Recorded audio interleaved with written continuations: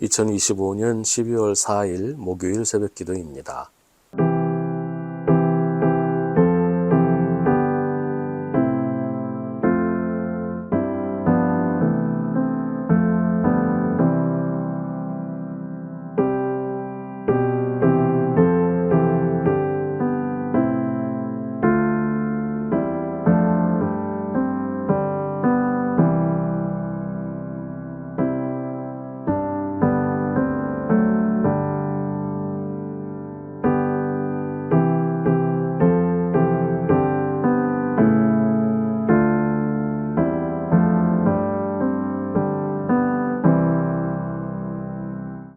사도행전 1장 23절부터 26절입니다. 그리하여 그들은 바사바라고도 하고 유스도라고도 하는 요셉과 mat디아 두 사람을 앞에 세우고서 기도하여 아뢰었다. 모든 사람의 마음을 다 아시는 주님, 주님께서 이 두 사람 가운데서 누구를 뽑아서 이 섬기는 일과 사도직의 직분을 맡게 하실지를 우리에게 보여주십시오. 유다는 이 직분을 버리고 제 갈 곳으로 갔습니다.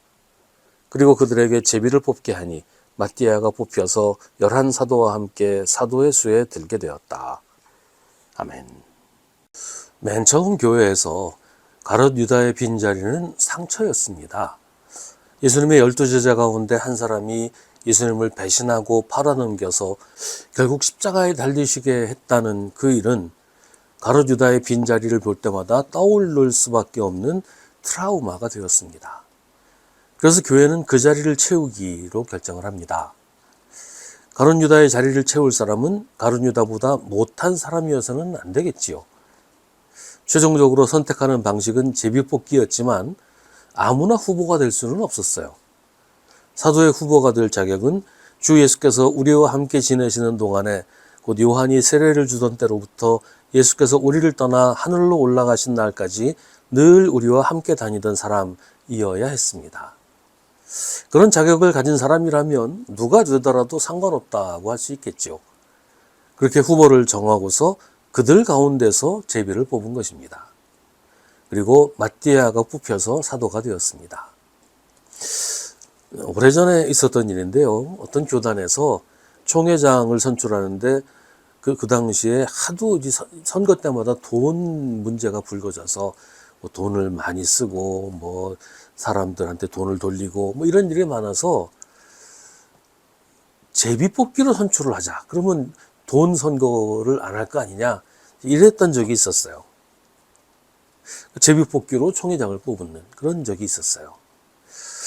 사실 그것도 참 부끄러운 일이지만 근데 그렇다고 이게 사도행전의 그런 교회의 모습으로 돌아가는 건 아니었어요.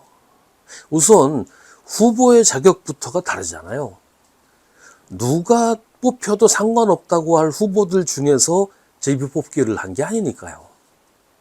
그 후보가 되는 일 자체도 여러 가지 정치적인 혹은 금전적인 이런 일들이 얽혀서 후보가 되는 거란 말이에요.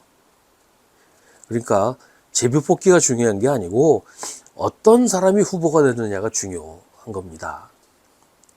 요즘 교회에서 목회자를 청빙하는 기준이 달라지고 있다는 얘기를 들었어요.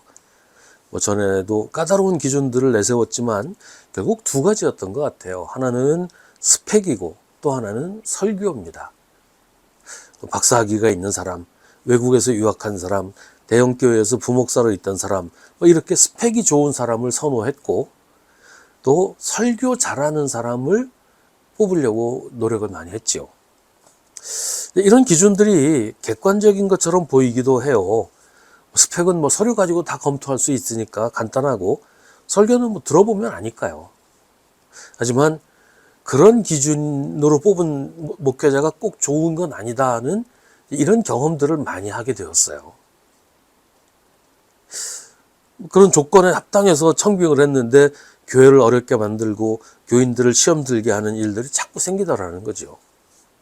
그래서 최근에는 그런 것보다 스펙이나 설교보다 성품이 좋은 목사를 찾는 교회들이 많아지고 있다. 그런 얘기예요. 이것도 사실 쉽지는 않아요. 성품은 어떻게 할 수 있겠어요? 사람을 겪어보지 않고서는 알 수가 없잖아요. 성품이 중요하다고 생각하면 성품을 알 수 있는 방법을 찾아내야겠지요. 새로 사도가 될 사람의 자격은 스펙도 아니고 설교도 아니었어요. 세상에서 어떤 일을 했냐, 얼마나 높은 지위에 있었냐, 뭐 이런 게 고려의 대상이 아니었어요. 처음부터 끝까지 예수님과 함께 있던 사람, 다른 사도들과 처음부터 끝까지 함께 지냈던 사람, 이게 자격이었어요. 그 정도면 당연히 그 사람이 어떤 사람인지, 성품이 어떻고 그 사람이 어떤 인품을 가지고 있는지 이것도 뭐 완전히 파악할 수 있을 것이고, 또 그 긴 세월을 변하지 않고 똑같은 자리를 지켰다, 이런 것만 봐도 뭐 이랬다 저랬다 하지 않고 인내를 가지고 믿음을 지켰다는 것을 알 수가 있으니까요.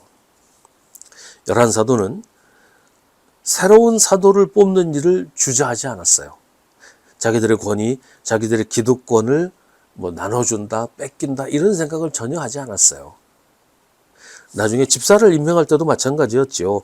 중요한 것은 예수 그리스도의 교회를 세우고 지켜서 복음을 전하는 것입니다. 그것 말고 다른 건 아무 상관이 없었어요. 그게 바른 믿음이죠. 교회에서 사람이 자기를 내세우기 시작하면 반드시 문제가 생깁니다. 예수 그리스도의 교회가 사람의 교회로 변질되기 시작한단 말이에요. 교회 전승에 따르면 사도 마띠아는 훗날 예루살렘을 떠나 여러 나라를 떠돌며 복음을 전하다가 순교했다고 합니다. 12사도를 채운 것이 단순히 인간적인 결정이 아니라 하나님께서 하신 일이었다는 것을 알 수 있는 그런 결과입니다. 사도들과 교인들이 사람의 이해관계가 아니라 전적으로 교회를 위해서, 예수 그리스도를 위해서 고민하고 결정한 일에 하나님께서 함께 하신다는 것을 보여주는 좋은 본보기입니다.